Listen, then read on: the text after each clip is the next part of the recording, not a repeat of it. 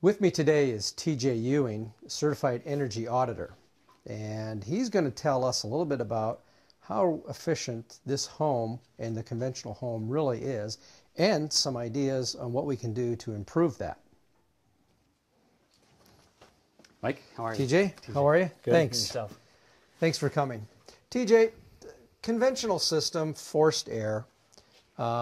This particular furnace happens to be 90% efficiency. Most people will think, oh, my house is 90% efficient then. Is that true? Most likely not. It does start here. I think this is actually a 95% sealed combustion unit, which is a highly efficient HVAC unit. But this is only the center point of the system that heats your home or cools your home. And from there, it's just one part of the system that is part of the whole overall house. It's many systems put together. The 95% efficiency is really only what the combustion efficiency of the fuel that we're burning is at 95%. So 95% of the energy of the fuel coming in this case natural gas, is going to be converted into heat energy for us to distribute through the house. Distribute through the house is where we can start to get some of the losses, and our efficiency from that 95 ends up going down. Okay. Well, let's talk about where we can experience some losses then.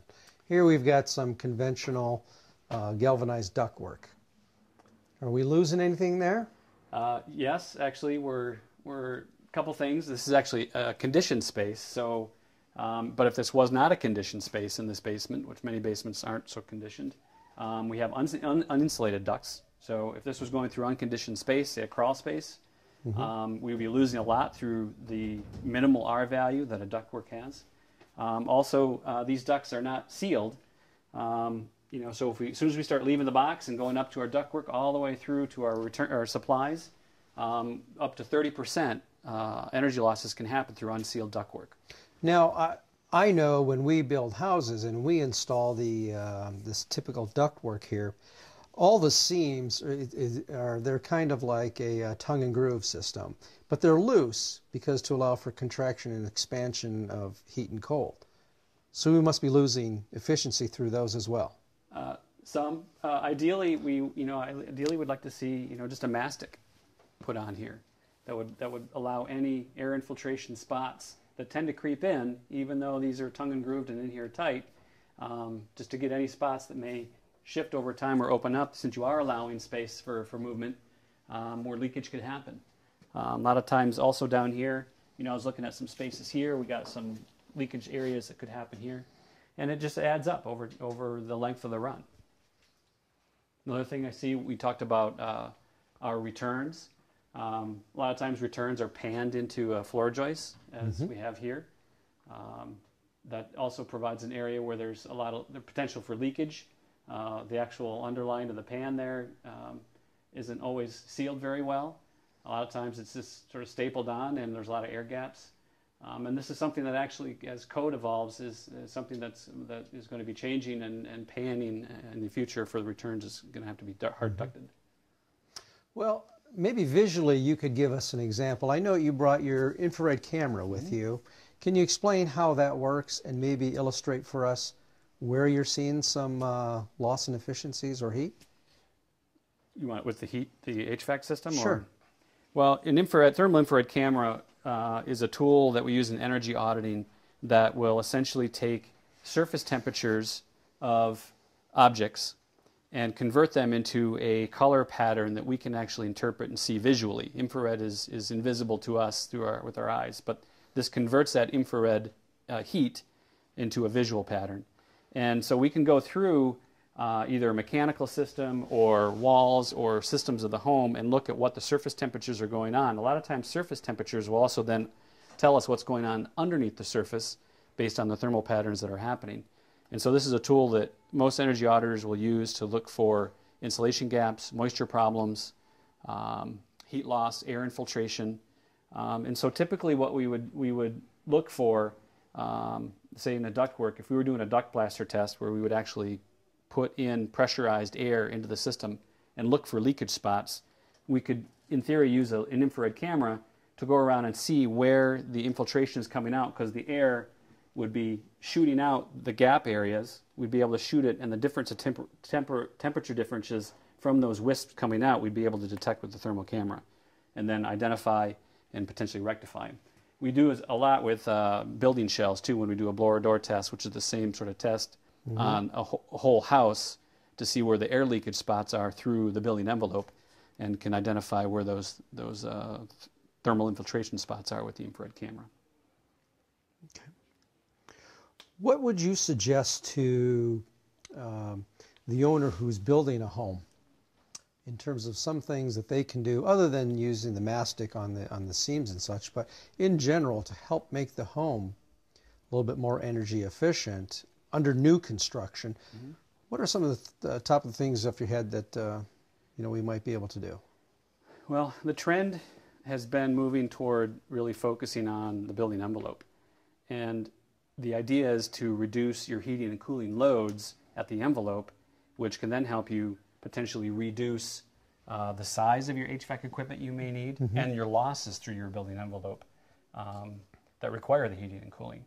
So the upgrades for building envelope that you're tending to see in new construction, and also with the programs like Energy Star and incentive programs from utilities that are trying to get new buildings to be more energy efficient, have to do with air sealing, which is for existing homes, one of the biggest problems for energy is air leakage through gaps and cracks and crevices through the building shell.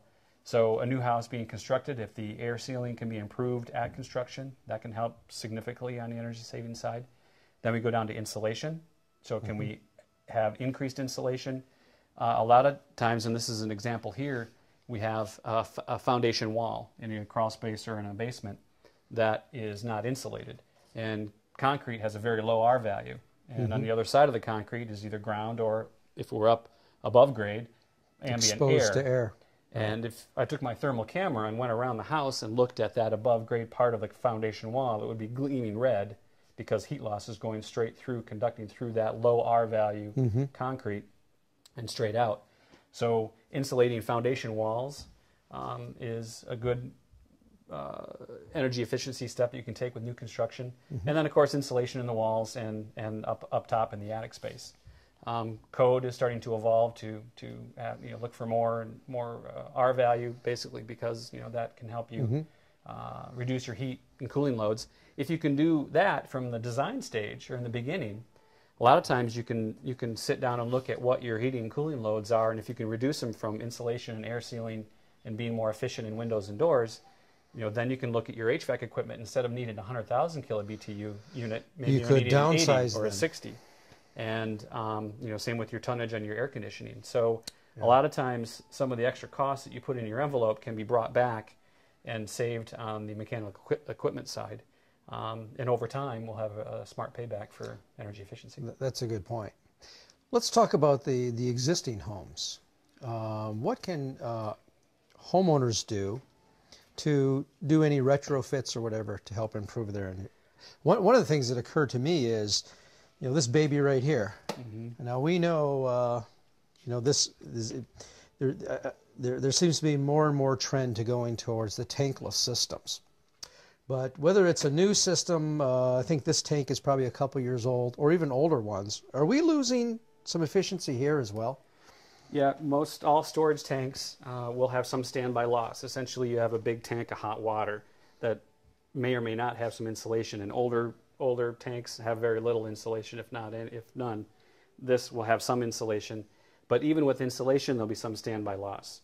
And so anything you can do to mitigate that standby loss will help save. On older hot water tanks, I certainly recommend trying to get an R11 hot water tank blanket to put around the storage tank to help reduce some of that standby loss. There are newer tank models out there with higher insulation value. But yeah, it's essentially a low R value tank in most older homes, and sitting there with a lot of hot water in it, emanating heat most of the day. Yeah, and while we're on that subject, we have exposed lines here. Yep, hot water lines as well, same thing. Losing some heat here, I imagine. Losing some heat just from the hot water sitting in the copper pipe. What can we do about that? Insulate. It's very simple, very cheap insulation you can get at Home Depot. Wrap it and tape it and cover it as much as you can from how From to start point of origin to point wherever of you have access. Okay, so for a new construction, that'd be easy to do. For a retrofit, only what's available in terms of Only what's what's exposed. Right. Okay, good, good. Any other ideas for the remodel or the retrofits? In terms of HVAC equipment? Yeah. Well, you know, at some point, you know, I always like to start with trying to find, at least from an energy point of view, where is your energy consumption happening? So, you know, typically a home was going to have, you know, some sort of base load and some sort of seasonal load of their energy usage for both electricity and for, say, natural gas in this case, for fuel, for heating.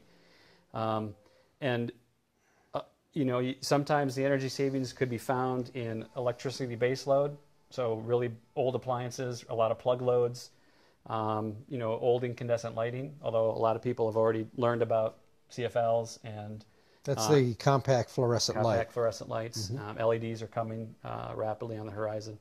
And, you know, sometimes it's base load electricity, sometimes it's seasonal natural gas load. So energy bills, which is why I always start with my clients, is a way to get a first glimpse at what's the energy consumption pattern and what may or may not be sticking out in terms of that pattern from a seasonal or a base load usage that we can then point to and say, hey, there's something going on here. We need to dig in more into this, and as a starting point for an audit.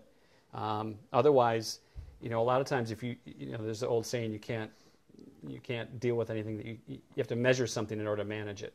And, you know, a lot of times if you just don't know what's going on, you say, oh, I think I need a new furnace. But you have a really leaky house. So you may upgrade to a 90 plus AFU furnace, but your house leaks like a sieve. You know, you may have just wasted, you know, some money or put a lot of money into one area without fixing it in another, and you're not getting all the benefit that you're thinking of. So a lot of it is getting the right information to know what the first steps are to take in order to save energy. So since the home is usually our largest investment, in order to wisely take care of that investment, we should be calling someone like you to be able to do an audit and to create some type of baseline then of what's efficient, what's not, and what we can do to improve upon that then, correct? That's what I do, and that's what you'll see a lot of incentive programs, including, you know, the government programs like Energy Star, DTE and Consumers, TCLP, Cherryland all have energy optimization programs now mandated by the state that does provide incentives for people to look at their energy usage and try to figure out where they can save energy. And so this is something that we're not going to evolve away from. And you're right, for one of our biggest investments in our lives, we know a lot of people just know so little about how it actually operates and how the systems interrelate to each other. You know, the HVAC is one part of it, but the building shell, you know, those two interact directly. And, you know, it's really trying to understand the whole piece, you know, the whole system in order to get a handle on what's going on. Well, there you have it. Look for TJ's contact information on our site. He or someone else can help you establish a baseline to help improve the efficiency of your home and give you some ideas for new construction as well. I'm Mike with Let's Talk Building.